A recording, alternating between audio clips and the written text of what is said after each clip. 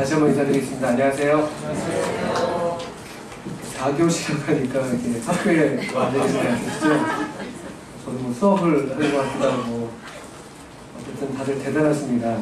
금요일, 토요일, 오늘 이렇게 2시간, 4교시까지 매일 함께 하는 말씀 앞에 앉아 계시는데, 참 감사가 됩니다. 귀한 성도님들 말씀을 사모하시고, 말씀이 살아가신 성도님들 뵈면서 참 마음에 큰 위로가 있습니다. 또 우리 사랑팀은 얘기하지 않을 수가 없는데, 제 마음에서 그 앵콜을 외치고 싶었습니다. 앵콜. 정말 너무 사랑이 제일입니다. 사랑이. 너무 참 마음 감동이 되고, 저는 이제 가사가 사랑은 주님께로 말미암고 우리는 그 사랑 배워가니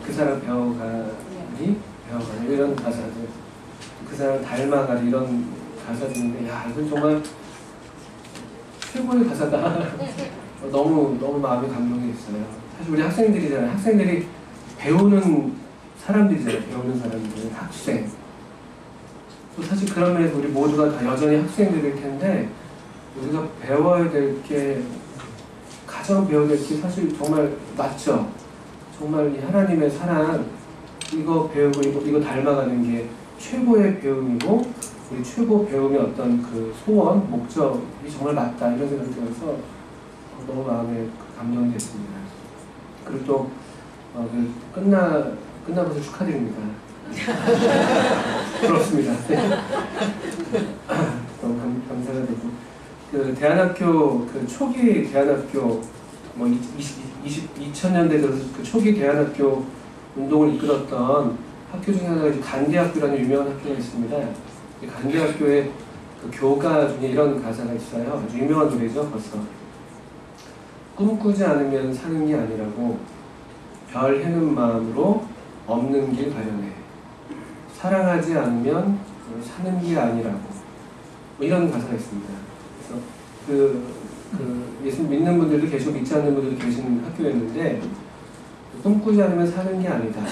그리고 더 놀랍게는 사랑하지 않으면 사는 게 아니다. 그러니까 삶이, 참된 삶이 사랑의 삶이라는 것을 저들도 이미 알고 있는 것이죠. 우리는 더더군다나 이것을 정말 체험했고, 또 교회 가운데서 계속 이렇게 체험하고 있고, 또 우리가 이 어떤 이 사랑의 삶을 살도록 부르심을 가졌고, 아까도 말씀드렸습니다만, 결국 우리가 싸우는 이 싸움이, 또 주님께서 싸우셨던 이 싸움은 결국 사랑 싸움이죠. 누구를 사랑할 것인가, 하나님을 사랑할 것인가, 또 자기를 사랑할 것인가, 사랑하기를 멈출 것인가, 끝까지 사랑할 것인가, 이런 싸움이 아니었나, 이런 생각도 듭니다. 그래서 우리 역시 학생들의 고백을 따라서 소견들도 이렇게 계속 우리 주님의 사랑을 배워가시고 닮아가시는 것, 그것이 우리가 정말 이 싸움을 이기는, 이 싸움의 이 본질이고, 이 싸움을 이겨내는 그런 길이겠다, 이런 생각을 하게 됐습니다. 우리 성도님들 근래에 우리 많은 그 성도님들이 즐겨 부르는 찬송 중에 또 즐겨 듣는 찬송일 수 있을 텐데요. 좀 자랑스럽게도 우리 형제가 작사 작곡한 노래가 있습니다. 혹시 아시겠어요? 제가 유튜브를 조회해 보니까 벌써 30만 조회가 넘었던 것 같아요, 최근에. 우리 유평교회 연평한 형제님이 그 노래를 잘 쓰고 잘 이렇게 만드시는데, 노래를 잘 부르시는 것 같지는 않은데, 그래서 송라이터라고 보니, 송라이터 같아요, 송라이터. 싱어는 아니다, 그런 얘기를 하시는데, 근데 그분, 우리 형제님께서 만드셔서 많은 주변 분들이 이렇게 참 듣고 감동하고 또 함께 마음이 새로워지는 찬송 중에 요게벳의 노래라는 찬송이 있습니다. 지금 너무 유명한 노래가 됐죠. 그 찬송을 제가 제 즐겨 듣기, 핸드폰에 그 재생 리스트 있지 않습니까? 거기 이렇게 탑 랭크에 올려놓고 그냥 틀면 바로 나오게 해놨거든요. 날마다 이렇게 듣고 있는데, 오늘 우리 그 본문을 잠깐 좀 보기를 원해요. 우리 출애굽기 2장에 있는 말씀입니다. 너무 유명한 이야기입니다만, 우리 마음을 새롭게 하는 그런 말씀입니다. 출애굽기 2장. 요괴벳의 노래가 지금 백뮤직으로 나온다 생각하시고 BGM으로 나오고 있다고 생각하시고 2장 1절부터 10절까지 읽어보겠습니다. 찾으셨으면 출애굽기 2장 1절부터 10절까지를 마지막 시간이니만큼 또 이렇게 힘을 다 같이 내시자는 의미에서 같이 읽어보도록 하겠습니다. 제가 한 구절을 읽고 우리 성도님들이 저를 받으셔서 그 다음 구절을 읽어주셔서 같이 이렇게 민요처럼 내리고 받고 하는 것처럼 그렇게 한번 읽어보겠습니다. 2장 1절부터 10절입니다. 레위 가족 중 한 사람이 가서 레위 여자에게 장가들어 그 여자가 전시하여 하려는 사람이 그가 잘생긴 것을 보고 석달을 그를 숨겼다. 더 숨길 수 없게 되매 그를 위하여 갈대 상자를 가져다가 역청과 나무 진을 칠하고 아기를 거기 담아 나일강과 갈대 사이에 두고 바로의 딸이 목욕하러 나일강으로 내려오고 시녀들은 나일강가를 거닐 때 그가 갈대 사이에 상자를 보고 시녀를 보내어 가져다가 열고 가라리를 보니 아기가 없느니라. 그가 그를 불쌍히 여기되 이는 히브리 사람의 아들이라. 그의 누이가 바로의 딸에게 이르되 내가 가서 당신을 위하여 히브리 여인 중에서 유모를 불러다가 이 아이에게 젖을 먹이게 하리이까? 바로의 딸이 그에게 이르되 하라하매 그 소녀가 와서 그 아이의 어머니를 불러오니 바로의 딸이 그에게 이르되 이 아기를 데려다가 나를 위하여 젖을 먹이라. 내가 그 삭슬 주리라. 여인이 아기를 데려다가 젖을 먹이더니 그 아기가 전에 바로의 딸에게로 데려오니 그가 그의 아들이니라. 그가 그의 이름을 모세라 하여 이르되 이는 내가 그를 물에서 건져내었으나 하였다. 네, 감사합니다. 그래서 잘 아시면 또 모세의 출생 이야기이죠. 모세가 출생했을 때에는 계속해서 이런 패턴들을 이렇게 많이 성경에서 보실 수가 있는데 뭐랄까요, 그 생명의 위협 가운데에서 그가 출생했습니다. 아시는 대로 출애굽기 1장을 보시면은 1장 10절에 그 애굽의 왕 바로가 이런 걱정을 했어요. 이스라엘 백성들이 너무나 많아지고 강해지니까 10절을 보니까 자, 우리가 그들에게 대하여 지혜롭게 하자. 두렵건대 그들이 더 많게 되면 전쟁이 일어날 때 우리 대적과 합하여 우리가 싸우고 이 땅에서 나갈까 한다. 이런 걱정을 해서 이제 이스라엘 백성들을 핍박하기 시작하죠. 하나의 핍박은 무거운 짐을 지워서 건축 그 공사에 이제 부역을 시킨 것이죠. 그런 이제 방법을 하나 쓰기도 했고요. 또 같은 맥락에서 어려운 노동으로 그들의 생활을 괴롭게도 했습니다. 일차적으로 그 환경을 아주 어렵게 했죠. 말 그대로 이제 먹고 살기 힘들게 하는 거죠. 그냥 보통 노동 갖고는 먹을 수 없게 만드는 그런 아주 야비한 술책을 먼저 썼습니다. 그런데 여전히 그럼에도 계속해서 그 엄한 일을 시키고 고역을 시키고 했는데도 불구하고 이스라엘 수가 이렇게 늘어나는 것을 막지 못했죠. 그래서 마지막 수단으로서 1장 15절 이후에 보니까 아주 끔찍한 생각을 해냅니다. 히브리 여인들이 아이를 낳으면 이제 산파들한테 부탁을 하는 것이 명령하는 것이죠. 부탁이 아니라 어떻게 하라고 명령했습니까? 아이를 낳으면 아들이거든 그를 죽여라. 딸이거든 죽여라. 이게 참 무시무시한 얘기죠. 어린 아기를 우리가 이제 늘 말씀드립니다만 보편적으로 우리가 갖고 있는 이런 어떤 공통된 본능이 어린아이에 대한 우리 어떤 호감들이 다 있잖아요. 아무리 마음이 무뚝뚝한 분이라도 이 아기들을 보면은 그냥 마음이 풀어지기도 하고 흐뭇해지기도 하고 이런 것들이 본능인데 이 바로는 얼마나 참 악한 왕이었는지 이 하나님께서 주신 인간 본능마저도 저버리고 그 아기를 특별히 아들이거든 죽여버려라 이런 이제 엄명을 내리죠. 근데 참 감사한 것이 이 산파들이 히브리 산파들이 하나님을 두려워하는 산파들이었습니다. 1장 17절 보니까 하나님을 두려워하여 애굽 왕의 명령을 어겼다. 아마도 이 말이 거짓말은 아닐 것 같아요. 일부러 늑장을 부렸던 것 같아요. 산파의 도움을 막 요청을 하면 일부러 늑장을 부려가지고 자기가 가는 동안에 애를 일단 놓게 하는 것이죠. 그래서 정말 이 19절 말처럼 19절 20절 말처럼 18절이군요. 18, 19절 말씀 보니까 산파가 그들에게 이르기 전에 해산하였더이다 라고 하면서 자기들이 어떤 이 책임, 이런 이 무서운 일에 동참하기를 원치 않는 그런 그 지혜를 발했던 것 같고, 하나님이 이것을 인정하셨습니다. 20절에 하나님이 그 선파들에게 은혜를 베푸셨고요. 또 백성은 번성했고 매우 강해졌고요. 그 산파들이 21절에 다시 하나님을 경외했다. 하나님이 그들의 집안을 흥하게 했다. 이런 배경이 먼저 1장에 나오고 있습니다. 와, 대단한 배경이죠. 아들을 낳으면 그대로 죽여버리는 그런 위태로운 또 역시 상황을 우리가 만나게 됩니다. 사실은 이 자녀가 히브리 가정이라고 치면요, 아내가 아이를 임신했으면 그것이 참 기쁜 일이 되어야 되잖아요. 참 기대가 되고, 우리가 보통 그 아이를 임신했을 때 그 기간을 뭐 이렇게 기대하는 기간이라고 영화에서 그렇게 표현하는 것 같은데요. 아주 기대하는 그런 기간이어야 되는데 이스라엘 백성들한테는 전혀 이게 지금 기대가 될 수가 없는 것이에요. 이건 뭐 무슨 흥분 얼굴처럼 뭐 닭을 째봐야지 뭐가 나오는지 아는 이런 게 아닌데, 이게 이 아이를 낳았을 때 아들이면 좋겠는데 아들이면 또 죽임을 당하는 거예요.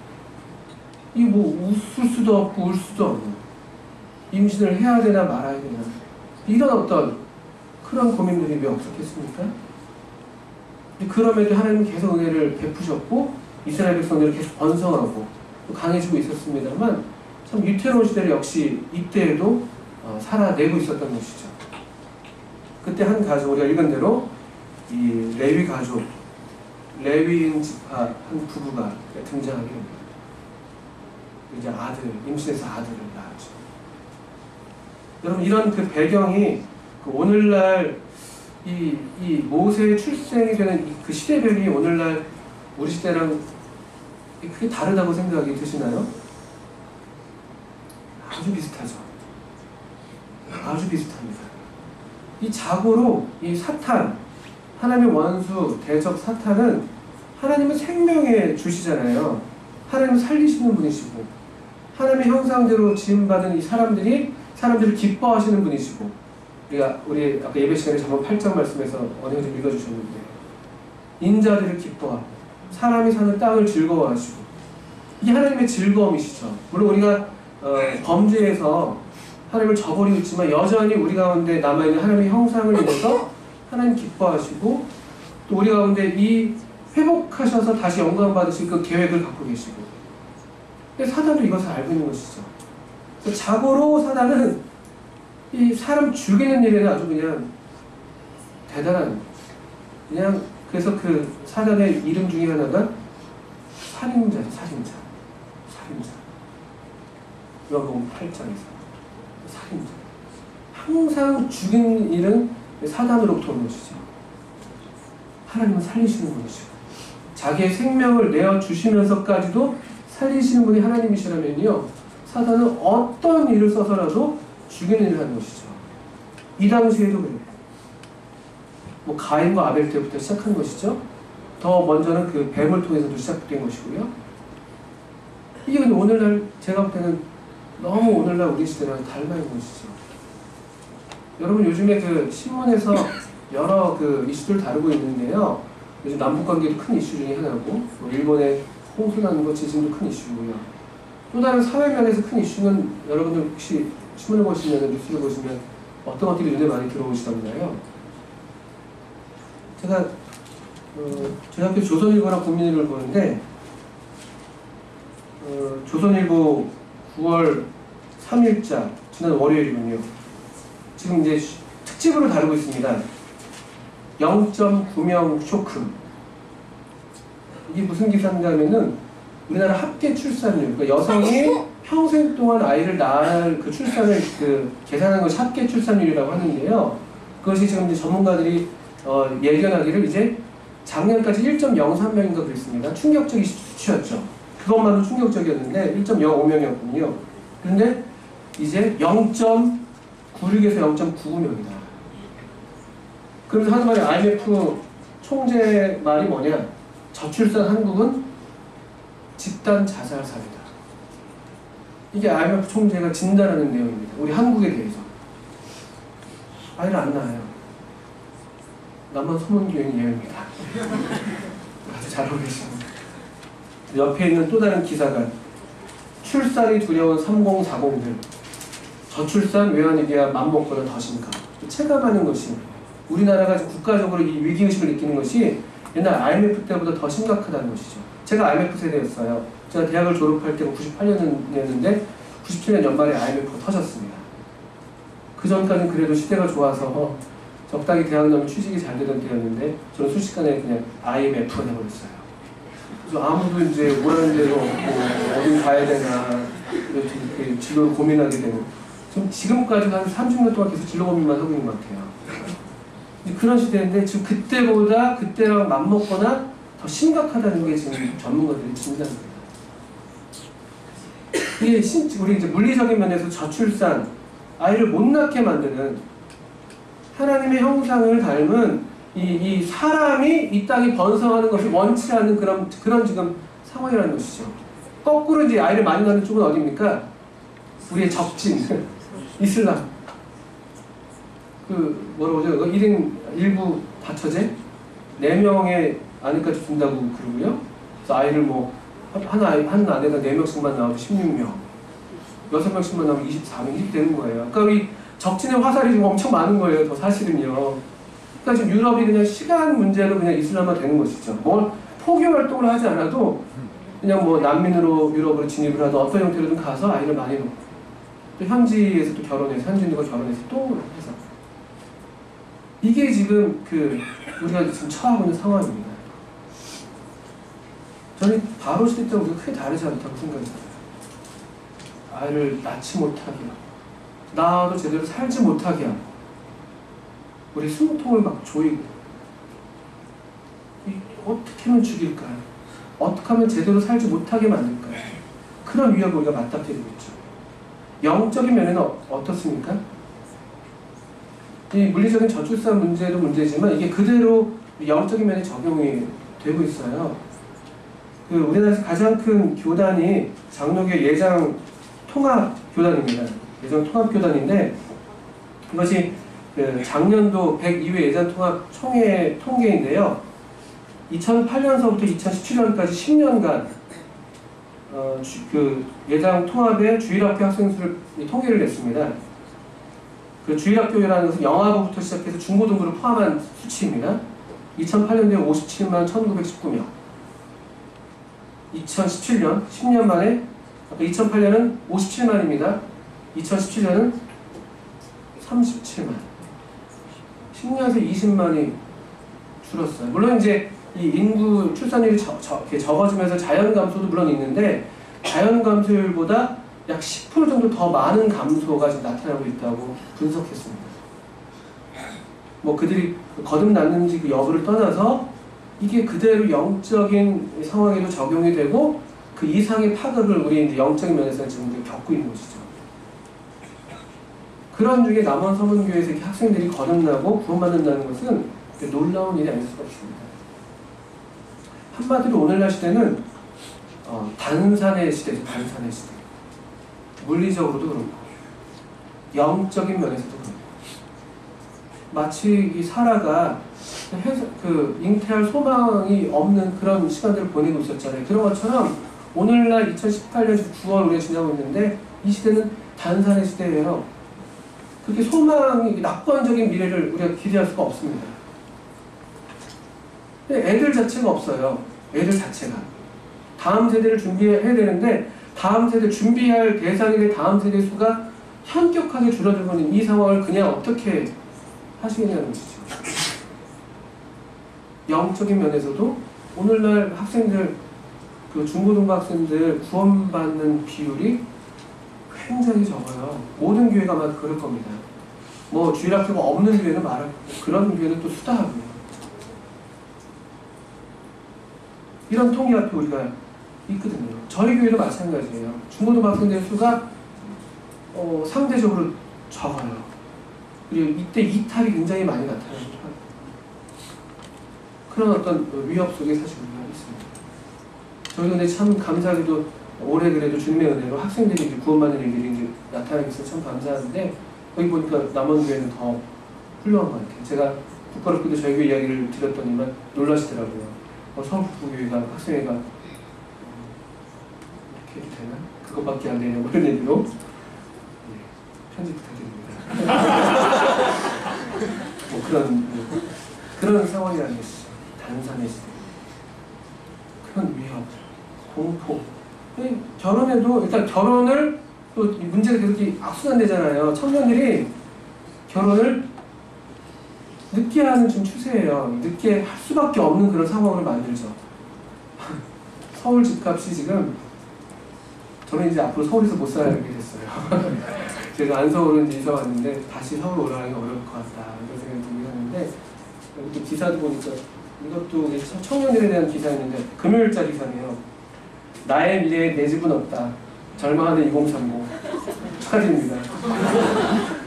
그래서 230만원 평균 수입을 갖고 있는 분당에서 자취하는 회사원 김모씨 서울 아파트 평균 7억원 구입 예상 소유기간 대출 없이 116년 대출 받아도 70년 어디 사는지 모르겠어요. 7억원은 어떤 평균이 7억원이래요. 뭐 우리 뭐 M4 세대라고 얘기하잖아요. 이게 지금 뭐 결혼이 안 하려고 하는 것도 아닌데 늦어지다 보니까 해야 되나? 그 이제 만원에서 넘어서 비혼 아예 결혼 안 한다. 요즘 급증하는 이제 하나의 이제 소비 문화 트렌드가 혼자 들어가는 것들 있잖아요. 혼밥, 혼영, 뭐 혼술 등등. 가장 혼밥의 가장 고수는 혼자 고기 먹는 거잖아요. 혼자 고기 뷔페 가서 고기 먹는 분들. 이 소비 트렌드가 엄청나고 또 놀랍게도 이 참 돈 되는 거는 어떻게 기가 막히게 냄새를 잘 맡는지 기업에서 이제 이쪽 시장이 엄청 커지니까 또 막 마케팅하고 즐겨라 막 하고 이게 지금 우리가 처한 바로의 시대랑 똑같은 시대를 제가 살고 있다고 저는 그렇게 보여요. 생명을 막 옥죄는 죽이고 낳지 못하게 만들고 낳아도 제대로 못 살게 만들고 다 여기 돈에 매여가지고 어떻게 해야지 잘 살까라는 고민하면서 사는데 정말 이 참된 삶은 다 잃어버리고 남는 건 하나도 없는 그런 삶을 지금 살아가는 무서운 시대를 살고 있는 것이죠. 그런 중에 여기 2장에 한 부부에게서 한 아이가 나온 것이죠. 2장 2절에 그 여자가 임신하여 아들을 낳으니 그가 잘생긴 것을 보고 석 달 동안 그를 숨겼어요.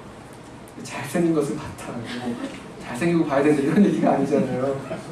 아까도 얘기했지만 이게 지금 마음이 아기를 받을 때 그 마음이 지금 참 어려운 상황인 거예요. 아이를 받는데도 기뻐야 될지 슬퍼야 될지 받으면 또 심지어 아들이야. 막 고민할 수 있는 거잖아요. 인간적으로는. 그런데 주님이 그들 마음에 주님의 마음을 주신 거지. 이게 원래 우리의 마음이잖아요. 그 아비의 마음을 자식에게로 세례 요한의 사역이 그거였는데 그 원래 우리 하나님 아버지의 마음을 따른 그 마음을 이들 부부에게 주셨다고 제가 믿어져요. 봤는데 너무 사랑스러운 거예요. 걱정 가운데 아이를 받았는데 봤더니만 너무 사랑스러워. 이게 지금 모세는 역시 잘생겨서 이런 얘기가 아니었어요. 그리고 석 달 동안 숨깁니다. 이 문맥은 1장에서 문맥과 같이 우리 연결하자면요. 마치 그 히브리 그 산파들의 믿음과 같은 맥락이 되는 것이죠. 히브리 산파들을 가리켜서 성경은 그들이 애굽왕의 명령을 어기고 하나님을 두려워했다. 하나님을 두려워해서 애굽왕의 명령을 어겼다. 또 그들이 하나님을 경외했다. 이런 말씀을 일부러 아주 놀라운 평가를 해주셨는데 같은 맥락인 것이죠.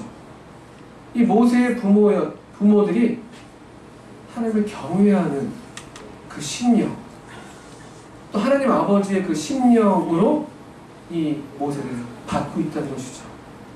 이 석 달 동안 숨겼다는 것은 바로 그런 똑같은 히브리 산파와의 동일한 그 믿음이라고 제가 여겨집니다. 더 숨길 수가 없게 됐습니다. 그를 위해서 갈대 상자를 가져다가 역청과 나무진을 취합니다. 갈대 상자. 갈대 상자. 더 숨길 수가 없어서 그냥 이 갈대 상자가 우리 노래말 그렇잖아요. 어떤 마음이었을까 그녀의 마음은 눈물이 흐르고요. 어떤 마음으로 갈대 상자를 만들었을까요? 물론 그런 슬픈 마음이 당연히 있었겠죠. 갓난아기를 100일 된 거잖아요.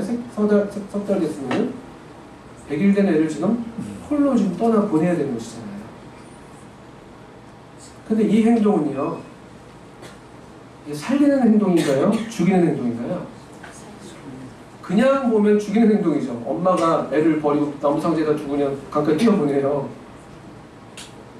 그런데 우리가 잘 아시는 것이 이것은 살리는 행동이었어요. 살아야 한다는, 우리 아이 모세가, 이 하나님의 백성 모세가 뭐 이름이 붙기 전이었을지 모르겠습니다만 어떤 이름을 불렀겠죠. 살아야 한다는, 이 반드시 살아야 한다는 그런 강인한 어떤 기대와 믿음의 행동이었던 것이죠. 하나님 살리시고, 그러니까 정성껏 별것 아닌 그 갈대 상자지만 정성껏 역청과 나무짐을 쳐냅니다. 물이 들어오지 않게. 나일강이 넘실대는 물이 물론 뭐 들어올 수밖에 없겠습니다만 어떻게 하든지 이 아이를 살리려는 그 부모의 마음을 우리가 읽을 수가 있죠. 살리는 행동이었어요. 살리는 행동. 저는 오늘날 우리 세대에서 이런 간절함이 필요하다고 말씀을 드리는 거예요. 마치 그 요게벳이 이래 있던 것처럼 지금 우리 아이들 이대로 두면, 우리의 다음 세대를 그냥 두면 죽는다. 그냥 두면 먹힌다. 이런 절박함을 우리가 똑같은 절박함을 가져야 될 시대라는 것입니다. 우리 아이들 그냥 이대로 두면요, 그냥 죽어요. 살아도 죽어요. 사랑하지 않고, 하나님을 사랑하지 않고, 사람들을 사랑하지 않고, 자기만 사랑하고 돈만 사랑하고 쾌락을 사랑하는 그 삶이 살아있는 삶입니까? 십자가 원수로 사는 삶이 그게 살아있는 삶이에요? 자기를 위해서 사는 삶이 그게 참된 삶이라고 여러분 박수를 보낼 수가 있겠어요? 이대로 두면 똑같이 죽습니다. 우리 손으로 그냥 나일강가에 내어버린 거는 똑같은, 어떻게든 되겠지. 그래서는 안 된다는 것이죠. 그러다가는 큰일 난다는 것이에요. 물리적으로도 지금 이미 우리 한국 사회가 지금 뭐 인구 절벽에 좀 접어들고 있는데 미래가 없어요. 한국 사회 미래가 참 부끄럽게도. 젊은 청년들이 헬조선 얘기하는 게 그냥 하는 얘기가 아니죠. 뭐 작년 재작년에 베스트셀러 됐던 소설이 한국이 싫어서 제목, 이런 종류의 소설들, 아주 자조적이고 냉소적이고 한국 사회를 비난하고 고발하는 그런 창작물들이 나오고, 거기에 우리가 많이 호응하고 있다는 것은 우리가 지금 그런 시대를 살고 있다는 것입니다. 우리 나무키의 성도님들, 이 역청과 나머지를 칠했다는 이 요게벳의 행동을 보셔야 됩니다. 그가 얼마나 간절한 마음이었어요. 얼마나 간절한 마음이었어요. 그리고 어찌하든지 우리의 자녀들을 살리기 위해서 그것이 무엇이든 어떻게 될지 우리가 알지 못하죠, 사실은요. 근데 하나 또 볼 수 있는 건, 어떻든 이게 그들에게 최선이었다는 거예요. 아까도 얘기했지만 그냥 우리가 일반적인 눈으로 볼 때는 말도 안 되는 행동을 한 거지만 그게 최선이에요, 최선. 최선을 해야 된다는 것이죠. 우리 수준에서라 할지라도 최선을 다해서 이 살리는 일에 힘쓰셔야지만이 우리 아이들이 산다는 것입니다. 우리 다음 세대.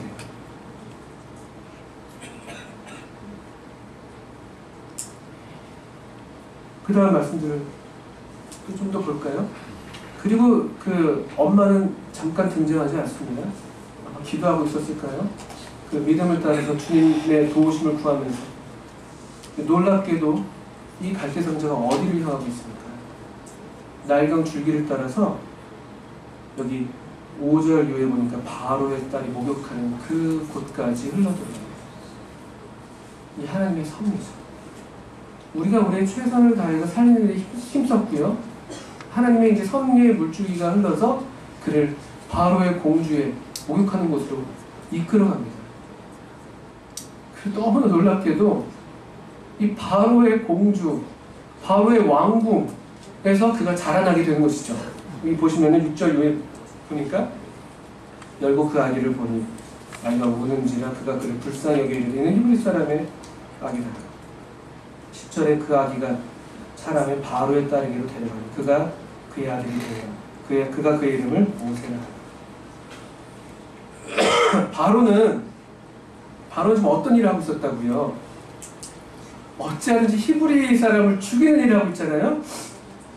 근데 이 죽음의 위협 앞에서 한 경건한 부모가 최선을 다해서 자기의 자녀를 살리는 일을 한 거예요. 그게 아주 보잘것없는 갈대상자였다 할지라도. 근데 하나님의 섭리의 이 물줄기가 그를 놀랍게도 그 원수 바로의 심장으로 이끌어가고 있는 걸 보잖아요.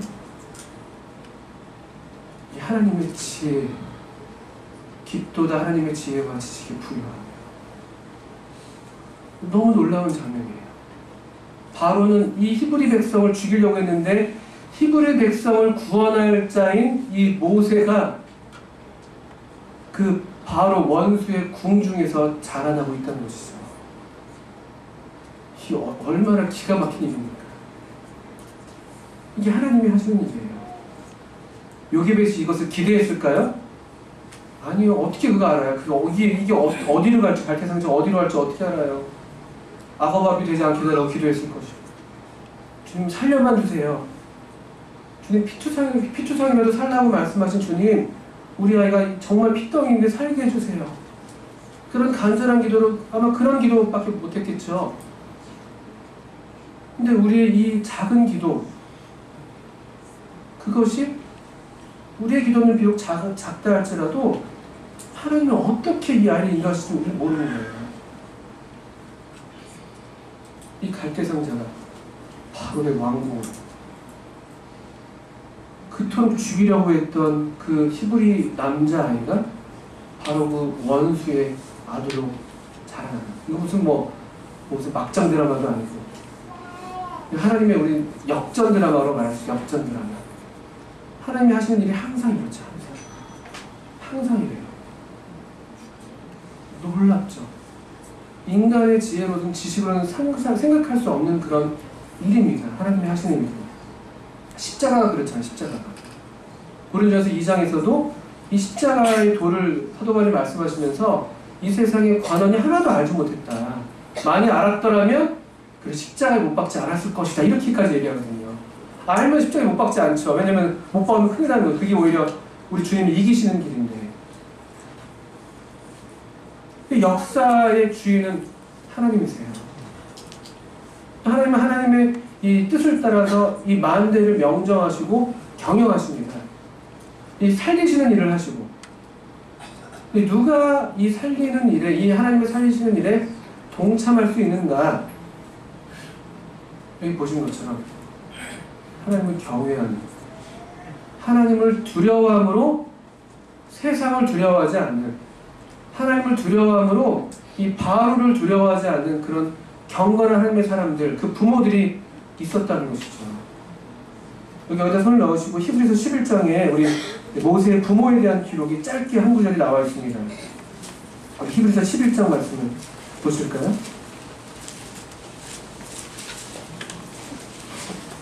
히브리서 11장 23절.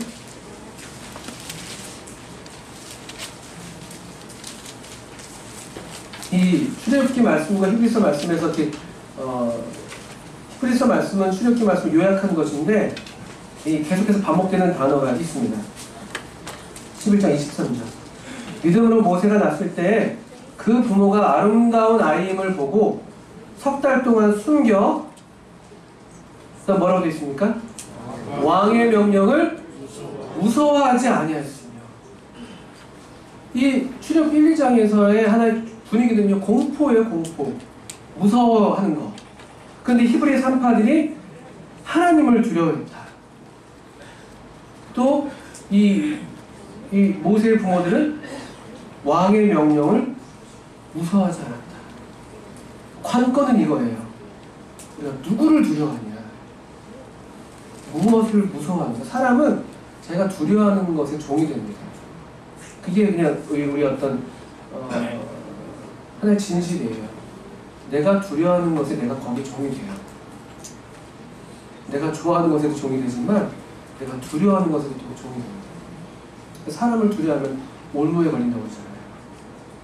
또 주님도 말씀하실 때 너희 몸을 죽이는 그 관원들을 두려워하지 말고 몸과 영혼을 능히 그 지옥불에 던지는 분을 두려워해라. 그 참된 분을 두려워하면은, 마땅히 두려워할 분을 두려워하면은 다른 것이 두렵지가 않은 것이죠. 이게 히브리 산파들 또 모세의 부모들의 믿음이었습니다. 사시고 참되신 하나님께 우리의 소망을 두는 것, 그분만 두려워하는 것. 놀랍게도 이 참된 두려움은 다른 모든 것으로부터 자유를 가져다주는 두려움이라 돼요. 말이 두려움이지 더 좋은 말로는 우리 아까 봤던 경외, 존경하면서 너무 좋아하면서도 또 어려운 것, 그 너무 내가 존경하니까 그런 참 우리 인간 경험에서 참 누리기 어려운 그런 감정이죠. 이 경외라는 것. 사실 그래서 우리가 어떤 사람에게 어떤 경외감을 가끔 느낄 때가 있습니다만, 이 진정한 의미에서 그런 경외를 우리 인간 경험에서 잘 갖지 못하죠. 우리 하나님께 대한 이 경험이 그런 것이잖아요. 우리 하나님의 사랑 때문에 우리를 먼저 사랑하시고 끝까지 사랑하시고 완전하게 사랑하신 그 사랑 때문에 우리 하나님을 너무 좋아하고 너무 사랑하면서도 또 그렇기 때문에 그분을 뭐랄까 이렇게 어려워하고 또 두려워하면서 그 말씀을 우리가 또 순종하려고 하는 그런 태도들이잖아요.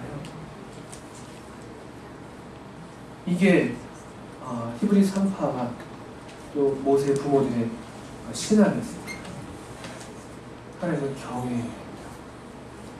또 그래서 왕의 명령을 무서워하지 않았다. 그리고 그들이 할 수 있는 최선을 다해서 이 아이를 살리는 일을 했다는 것입니다. 나머지를 치라고 이 역청을 바로. 그리고 또 하나 놀라운 이 사실은 여기 사용된 갈대상자라는 이 단어입니다. 단어. 이미 많이들 아시겠습니다만 이 사용된 갈대상자라는 단어가 히브리어로는 테바라고 하더라고요. 테바 이렇게 발음하는 것 같아요. 테바.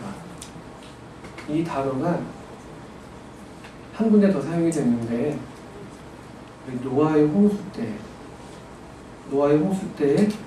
노아의 그 8 가족과 생물들을 살려냈던 그 방주 같은 단어입니다. 이 살리는 배, 이 죽음의 물길이 넘칠 때는 이 시대 가운데 살리는 배가 있어야 된다는 것이에요.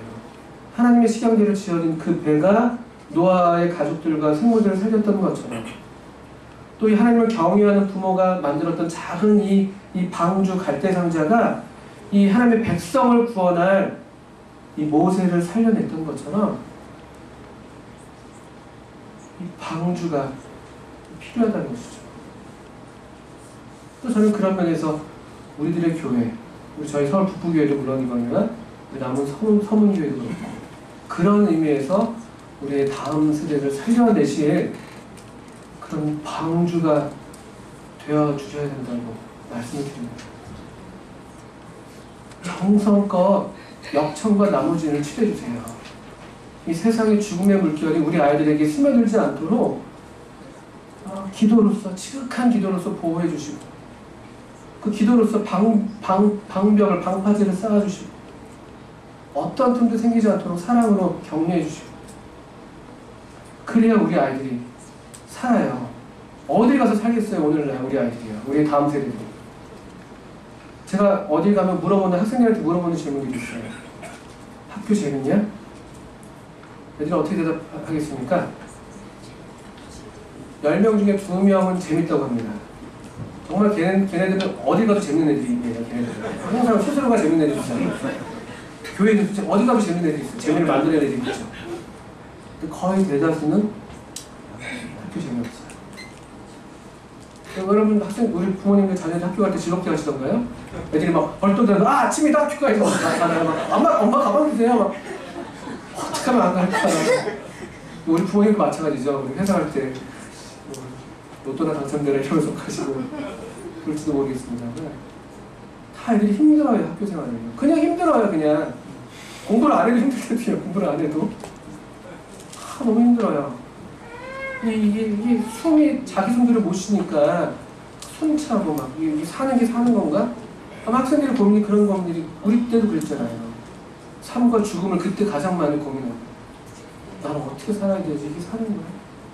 힘들어요. 또 다음 질문해요. 교회는 재밌어? 제 남원교회 학생에도 물어봤어요. 어떻게 대답했을 것 같으세요? 학교도 재밌어? 아니요? 딱 그랬어요. 교회는 좋아요. 살고 있잖아요. 살고 있잖아요. 교회에 와서 여기 하나님의 이 방주, 이 테바에 와서 자기 숨을 비록 핏덩이지만 아직 숨을 고르게 쉬고 있다. 엄마가 그 곁에 없지만 하나님의 손길이 그를 안정시키고 있는 것이죠. 그를 재우고 있고 그를 보살피고 있고 모세가 누렸던 것이 그게 아니었을까요? 그 어린아이가 자기는 몰랐겠지만 우리 다음 세대는 똑같아요. 우리 청년들, 학생들 여기 와서 숨 쉴 곳이 있어야 되는 것이죠. 우리 부모들이 우리 교회 어른들이 참 우리를 사랑하죠. 내가 소중한가 봐. 나는 학교에서는 찐따인데 나는 괜찮은가 봐. 우리 부모님이 날 별로 좋아하는 것 같지 않은데 날 좀 부끄러워하시는 것 같은데 우리 교회에서 성도님들 어른들이 날 참 기뻐하시는 것 같아. 그러면서 하나님의 손길을 경험할 수 있어야 되잖아요. 그래야지 우리 자녀들이 산대도요. 그리고 우리 자녀들이 어떻게 될지 몰라요. 겨우 산 것처럼 보였지만 이 갈대상자가 바로 왕궁으로 흘러들어가요. 하나님의 또 다른 놀라운 구원 사역을 이뤄낼 하나님의 자궁으로서 그 바로궁이 지금 이 위치가 그렇게 되는 거 아니겠어요? 도리어 그를 하나님의 사람을 길러내는, 물론 거기서 온전하게 길러진 건 아닙니다만 어떻게 우리 자녀들의 인생, 우리 다음 세대 인생들이 이 갈대상자에 있는 하나님의 교회 가운데에서 살아남고 우리가 그 일에 힘쓰고 살리는 일에 최선을 다했을 때 어떻게 하나님께서 우리들을 통해서 일하실지는 아무도 모릅니다. 그렇지만 기대할 수 있습니다. 우리 시대보다 더 큰 주님이 둘째 성전을, 그 수르바벨 성전을 가리켜서 사람들은 그 첫 성전을 알았던 분들은 너무 이게 보잘것없어서 슬퍼했어요. 그렇죠? 그래서 막 어떤 사람은 기뻐하는데, 젊은 세대는 기뻐하는데 그 첫 성전의 영광을 본 사람은 슬퍼했다는 기록이 있어요. 울었다. 근데 주님의 약속, 겉으로 볼 땐 그럴 수 있죠. 더 화려함이 떨어졌으니까. 그런데 주님은 도리어 내가 이 성전의 영광을 더 크게 하겠다고 말씀하셨어요. 이 주님이 하시는 일은 보시는 일은 또 다르죠. 여러분, 그런 테바, 갈대상자 교회가 되어주십시오. 제가 꼭 그랬어요. 저는 고등학교 시절, 중고등학교 시절이 너무 힘들었어요. 학교 재밌는 것처럼 보이는데 재미가 없었습니다. 애들이랑 있을 때는 재밌었는데 애들이 헤어지고 나면 얼마나 마음이 공허하고 외롭든지 이중적인 삶을 좀 살았었거든요. 교회에서는 착한 아이, 항상 이렇게 네, 순종적인. 부모님, 어른들이 많이 머리를 쓰다듬어 주셨어요. 머리 빠졌어요. 근데 이제 밖에 나가면 이제 엉망이었죠. 얼마나 힘들든지. 그리고 이제 청년이 됐는데 청년들 주님 은혜를 베푸셔서 이렇게 뭐랄까 하나님의 사랑을 제가 경험하고 또 성도의 교제의 즐거움을 제가 누리기 시작했어요. 근데 이제 죄악된 습관들이 이게 금방 없어지는 게 아니잖아요. 계속 그런 갈등들, 막 어려움, 자괴감, 막 정말 너무 막 절망스럽고 막 이런 시간들이 있었거든요. 근데 제 마음이 참 감사한 게 그때 우리 교회 청년 회인데요. 제가 그런 마음으로 이제 교회를 가요. 저도 저 자신이 너무나 이렇게 참 마음에 안 들고 그런 게 있잖아요. 너무 부끄럽구나. 근데 그때 우리 교회 청년, 저보다 손위의 형제님이셨는데 얼마나 저를 따뜻하게 맞이해 주시던지. 사람 우리 다 알잖아요. 죄 냄새가 나잖아요. 나요 학생들. 모르는 것처럼 보이지 다 알거든요. 내가 알고 다 알 텐데 우리 그때 형제님들이 얼마나 저를 이렇게 환대해 주셨든지 형제님 저보다 나이가 5살, 6살 위인데도 항상 존댓말을 해주시면서 왔냐 격려해 주시고 제가 청년 우리 교회 성도님을 통해서 하나님의 손길을 경험했어요. 제 마음이 회복되고 내가 사랑받는 존재구나. 사랑을 받으니까 놀라운 사실이 있어요. 사랑을 받으면 그래서 나도 그 사랑을 힘입어서 사랑하게 되면요 그 사람이 사랑스러워져요. 그 자신이요. 그래서 주께서 나를 사랑하심으로 내가 사랑스러워졌습니다 라고 고백한 이 사랑이 너무 좋으니까 저도 그 사랑을 배우고 싶고 아까 우리 고백한 것처럼 담고 싶고 할 수 있는 만큼 나도 한번 사랑을 좀 해볼까 하니까 나도 좋고 난 잘 몰랐는데 성도님들 그렇게 믿지 않으실 수 있지만 제가 사랑스러워지고 살겠더라고요. 저한테는 저희 교회가 그런 곳이었어요. 저뿐만이겠습니까? 많은 우리 여기 아직 성도님들이 이 하나님의 완전한 사랑을 우리 부모보다 더 그 따뜻한 손길을 사실은 이 교회를 통해서 그 하나님의 손길을 다 경험하고 누리고 있지 않습니까? 그래서 우리가 지금도 살고 있잖아요. 참된 삶을, 이 영원한 삶을 우리가 지금도 살고 있잖아요. 사랑받는 삶을, 사랑하는 삶을 살고 있잖아요. 이게 하나님의 생명 아닌가요? 사랑하시는 분, 영원부터 사랑하시는 분, 이 삼위 하나님이 영원한 연합 가운데서 사랑하시다가 우리를 그 사랑의 원으로 초대하셔서 우리도 영원한 사랑을 받게 하시고 그 사랑을 드리게 하시고 누리게 하시고 나누게 하시고 이게 영생 아닙니까? 이 죽음의 세대, 죽음의 물결이 넘실대는 이 시대에 살 수 있습니다.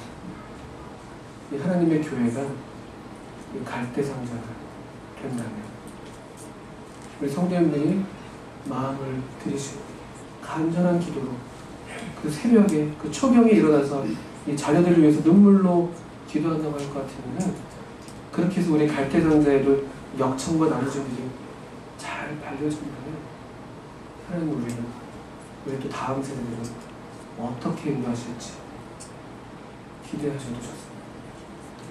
우리는 젖을 먹이는 수고를 할 것이고 주님은 그 수고에 상당한 보상을 주실 것이고 하나님의 백성들은 오히려 더 풍성하고 놀라운 삶으로 인도될 것이고 하나님의 약속을 누리게 될 것이고 이 모든 과정 가운데 하나님 자신의 능력을 나타내셔서 또다시 그분의 영광을 온천하에 드러내실 겁니다. 이스라엘 백성들이 그랬던 거죠. 우리도 하나님의 백성으로 하나님의 자녀로 더욱 살아나시기를 바랍니다. 네.